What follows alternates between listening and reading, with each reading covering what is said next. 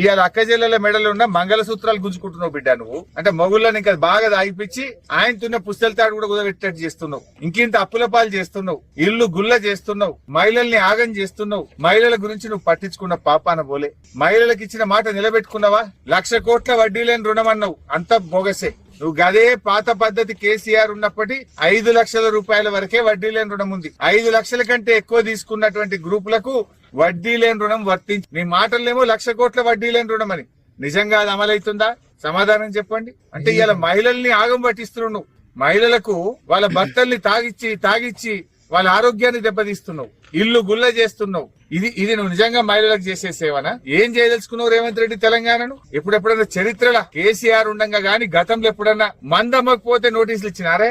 ఇది అయితే first time వింటున్నావు నువ్వు. బాగా దాగిండ్రి నీ ఇలాకలు తక్కువ తాగుతుర్రు, నీ మీద కేసు పెడతా, నీ ఉద్యోగం తీసేస్తా, ఇట్లుంటాడా ముఖ్యమంత్రి?